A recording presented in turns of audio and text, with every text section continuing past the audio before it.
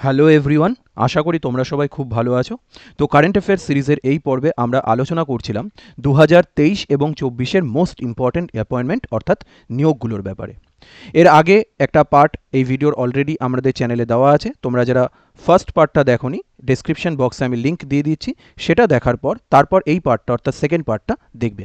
তোমরা যারা upcoming clerkship, miscellaneous, CGL, CHSL বা ডব্লিউবিসিএস এক্সামের জন্য প্রিপারেশন নিচ্ছ, সেই এক্সামগুলোর জন্য এই ইনফরমেশনগুলো খুবই উপযোগী হতে চলেছে।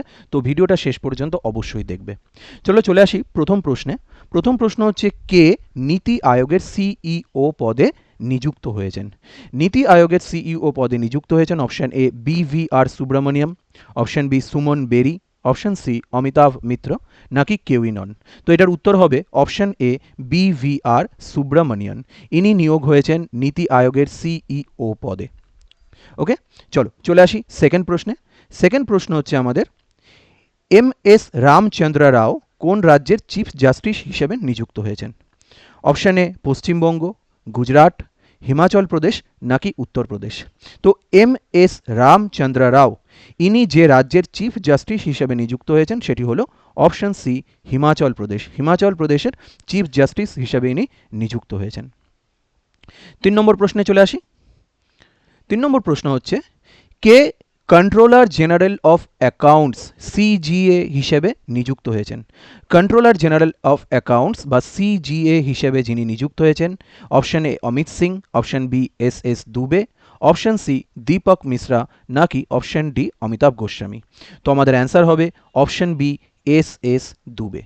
এস দুবে ভারতের সিজিএ অর্থাৎ কন্ট্রোলার জেনারেল অফ অ্যাকাউন্টস হিসেবে নিযুক্ত হয়েছেন। এখানে তোমাদের বলে রাখি একটা কথা, এই যে সিজিএ অর্থাৎ সিজিএ বা কন্ট্রোলার জেনারেল অফ অ্যাকাউন্টস এবং এই সিএজি অর্থাৎ কন্ট্রোলার অ্যান্ড অডিটর জেনারেল, এই দুটো পোস্ট কিন্তু সেম নয়, এটা গুলিয়ে ফেলবে না। মাথায় রাখবে, কন্ট্রোলার জেনারেল অফ অ্যাকাউন্টস বা সিজিএ এটি কিন্তু কোনো সাংবিধানিক সংস্থা নয়। সিজিএ যিনি হন তিনি হলেন ভারত সরকারের প্রধান অ্যাকাউন্টিং উপদেষ্টা। কিন্তু ক্যাগ অর্থাৎ controller and auditor general CAG যাকে বলা হয়, সেটি কিন্তু একটি সাংবিধানিক সংস্থা বা কনস্টিটিউশনাল বডি, এবং কনস্টিটিউশনের 148 নম্বর ধারা থেকে 151 নম্বর ধারা পর্যন্ত সিএজির উল্লেখ আছে। যদি জিজ্ঞাসা করে বর্তমানে আমাদের প্রেজেন্ট সিএজি বা কন্ট্রোলার অ্যান্ড অডিটর জেনারেলকে, তো তার নাম হচ্ছে গিরিশচন্দ্র মুর্মু। আর যদি জিজ্ঞেস করে সিজিএ বা কন্ট্রোলার জেনারেল অফ অ্যাকাউন্টসকে, সেটি হলো এস দুবে। তো আশা করি এই দুটো ডিফারেন্স তোমাদের মাথায় থাকবে। চলে আসি পরবর্তী প্রশ্নে। পরবর্তী প্রশ্ন হচ্ছে, ইউপিএসসির চেয়ারম্যান পদে কে নিযুক্ত হলেন? প্রীতি সুদান, নাকি রাকেশ কুমার, নাকি মনোজ সনি, নাকি অনুপম রায়। মনোজ সনি আগে ছিলেন, বর্তমানে ইউপিএসসি চেয়ারম্যান পদে যিনি নিযুক্ত হয়েছেন তিনি হলেন প্রীতি সুদান। প্রীতি সুদান নিযুক্ত হয়েছেন ইউপিএসসির চেয়ারম্যান পদে। নেক্সট প্রশ্ন, কে পরপর 3বারের জন্য প্রধানমন্ত্রী পদে শপথ গ্রহণ করেছেন? এটার উত্তর তোমরা সবাই জানো, নরেন্দ্র মোদী। অপশন বি নরেন্দ্র মোদী পরপর 3বারের জন্য প্রধানমন্ত্রী পদে শপথ গ্রহণ করেছেন। নেক্সট প্রশ্ন, নতুন চিফ অফ আর্মি স্টাফ পদে নিযুক্ত হয়েছেন কে? ভারতের নতুন chief of army staff option আছে, অপশন এ উপেন্দ্র দ্বিবেদী, অপশন বি আর হরি কুমার, অপশন সি অমরপ্রীত সিং, নাকি অপশন ডি কোনোটিই নয়। এর উত্তর হবে অপশন এ উপেন্দ্র দ্বিবেদী। উপেন্দ্র দ্বিবেদী ভারতের নতুন চিফ অফ আর্মি স্টাফ। তো মাথায় রাখবে, আমাদের যে সেনাবাহিনীর যে বিভাগগুলো রয়েছে অর্থাৎ আর্মি, নেভি এবং এয়ারফোর্স, এই তিনটে বাহিনীর একজন করে প্রধান থাকে। আর্মির একজন প্রধান থাকে, নেভির একজন প্রধান থাকে এবং এয়ারফোর্সের একজন প্রধান থাকে।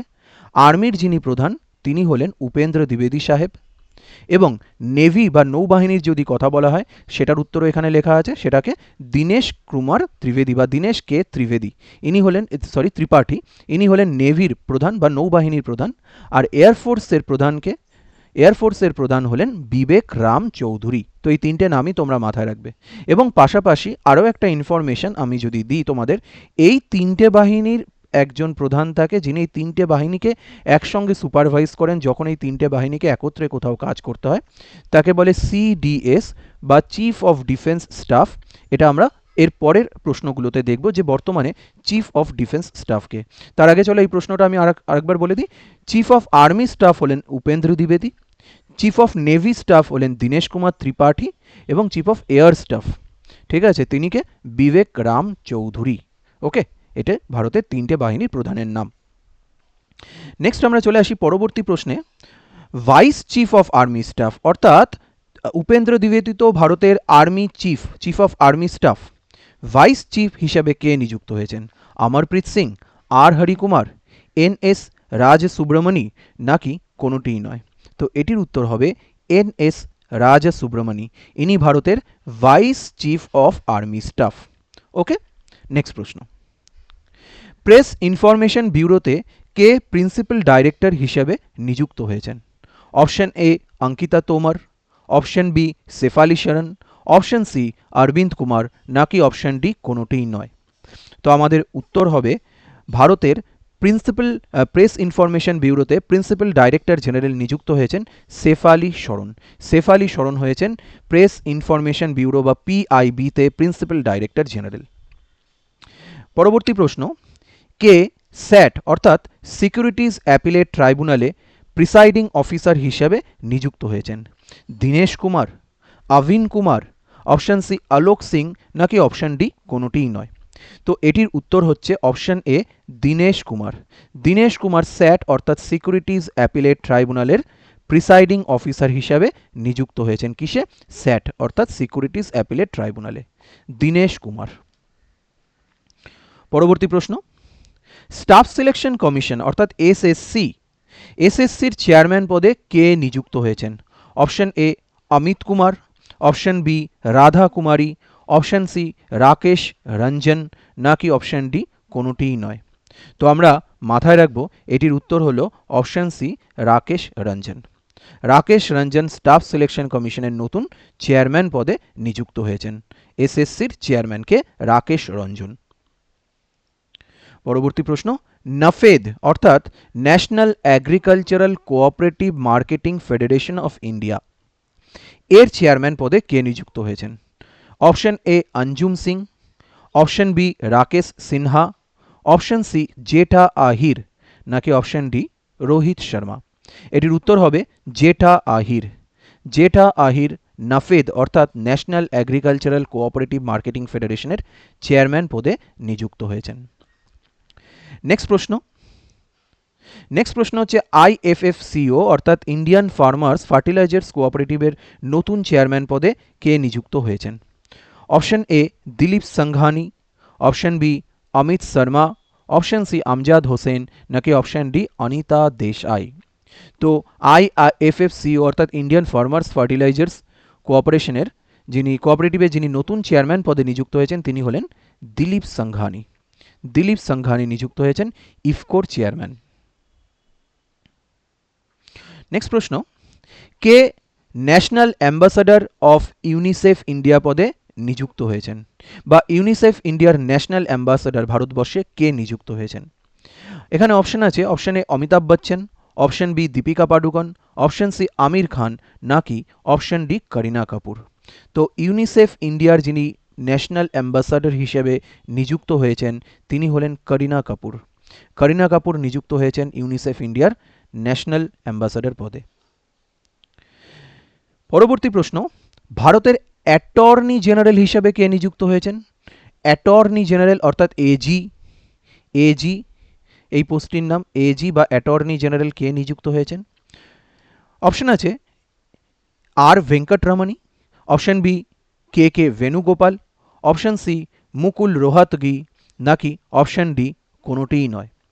তো এটির উত্তর হবে অপশন এ আর ভেঙ্কটরমণী। আর ভেঙ্কটরমণী ভারতবর্ষের অ্যাটর্নি জেনারেল হিসেবে নিযুক্ত হয়েছেন। ওকে, আর ভেঙ্কটরমণী।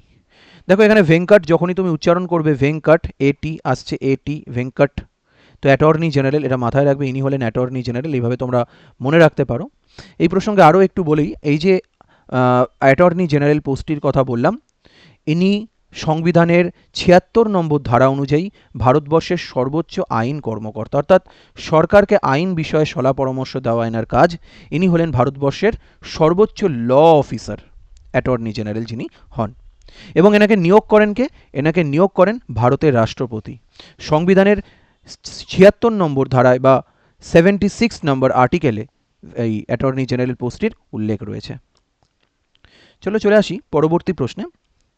নেক্সট প্রশ্ন হচ্ছে, চিফ অফ ডিফেন্স স্টাফ বা সিডিএস হিসেবে কে নিযুক্ত হয়েছেন? একটু আগেই আমি তোমাদের সাথে আলোচনা করেছিলাম যে ভারতবর্ষের যে 3টে বাহিনী, আর্মি, নেভি এবং এয়ারফোর্স, তাদের এক একজনের সেপারেট চিফ থাকে। এয়ারফোর্সের চিফ আলাদা থাকে, নেভির আলাদা চিফ থাকে এবং আর্মির আলাদা চিফ থাকে। এবং এই তিনজনকে সুপারভাইজ করেন যিনি, তিনি হলেন CDS, chief of defence staff. তো বর্তমানে চিফ অফ ডিফেন্স স্টাফ কে নিযুক্ত হয়েছেন? A Manoj Pande, option B R Harikumar, option C lieutenant general Anil Chauhan, নাকি অপশন ডি অমৃত সিং? তো এটির উত্তর হবে option C lieutenant general Anil Chauhan. Lieutenant general Anil Chauhan হচ্ছেন বর্তমানে ভারতের চিফ অফ ডিফেন্স স্টাফ। এ প্রসঙ্গে বলে রাখি, চিফ অফ ডিফেন্স স্টাফের পরে ভারতের সর্বোচ্চ সামরিক বাহিনীর প্রধানকে? তিনি হলেন ভারতবর্ষের প্রেসিডেন্ট। তিনি হলেন ভারতবর্ষের প্রেসিডেন্ট। এখন ইনি প্রেসিডেন্টকে, এই যে সিডিএস যিনি হন, ইনি প্রেসিডেন্টকে গাইড করেন কোনো একটা ডিসিশন মেকিংয়ের ক্ষেত্রে আর্মি রিলেটেড। এবার বলে রাখি, আগে এই আর্মি চিফ, নেভি চিফ এবং এয়ারফোর্স চিফের ওপরে সর্বোচ্চ পজিশনে ছিলেন প্রেসিডেন্ট। মাঝখানে এই সিডিএস পোস্টটি কিন্তু ছিল না, চিফ অফ ডিফেন্স স্টাফ পোস্টটি কিন্তু ছিল না। এটি নতুন এসেছে বা নতুন ক্রিয়েট করা হয়েছে। কবে ক্রিয়েট করা হয়েছে বা কে প্রথম সিডিএস হয়েছিলেন, চলো সেগুলো একটু তোমাদের সাথে শেয়ার করে নিই। দেখো, একটু আগেই আমি বলেছি যে ইনি ভারতের সামরিক বাহিনীগুলোর প্রধান। সিডিএস বা চিফ অফ ডিফেন্স স্টাফ যিনি হন, ইনি ভারতের সামরিক বাহিনীগুলোর প্রধান, অর্থাৎ সেনা, নৌবাহিনী এবং বিমান বাহিনীর প্রধান। এই পদটি সৃষ্টি হয়েছিল 15ই আগস্ট 2019 সালে এবং প্রধানমন্ত্রী নরেন্দ্র মোদী এই পদটি ক্রিয়েট করেন। এবং ভারতবর্ষের প্রথম সিডিএস বা চিফ অফ ডিফেন্স স্টাফ যিনি ছিলেন, তিনি ছিলেন জেনারেল বিপিন রাওয়াত। জেনারেল বিপিন রাওয়াত ছিলেন ভারতবর্ষের প্রথম সিডিএস বা চিফ অফ ডিফেন্স স্টাফ, যিনি আনফর্চুনেটলি একটি হেলিকপ্টার দুর্ঘটনায় মারা যান। তো এই ছিল মোটামুটি আমাদের আজকের আলোচনা। কারেন্ট অ্যাফেয়ার সিরিজের এই পর্বে আমরা মোস্ট ইম্পর্ট্যান্ট অ্যাপয়েন্টমেন্টগুলো নিয়ে আলোচনা করলাম। এর আগে আরও বেশ কিছু সেপারেট ভিডিওতে আমি মোস্ট ইম্পর্ট্যান্ট অ্যাওয়ার্ড এবং 2023 এবং 24-এ পাবলিশড হওয়া মোস্ট ইম্পর্ট্যান্ট বুকস অ্যান্ড অথর্সগুলো নিয়েও আলোচনা করেছি। সেই ভিডিওগুলো যদি তোমরা দেখতে চাও, আমি ডেসক্রিপশন বক্সে লিঙ্ক দিয়ে দিচ্ছি, সেখান থেকে তোমরা সেই ইনফরমেশনগুলোকেও বা সেই কারেন্ট অ্যাফেয়ার্সগুলোকেও কিন্তু তৈরি করে অবশ্যই যেও, পরীক্ষায় এগুলো খুবই কাজে লাগবে। তো ভিডিওটাকে ভালো লাগলে অবশ্যই লাইক করবে এবং চ্যানেলটিকেও সাবস্ক্রাইব করবে। ধন্যবাদ।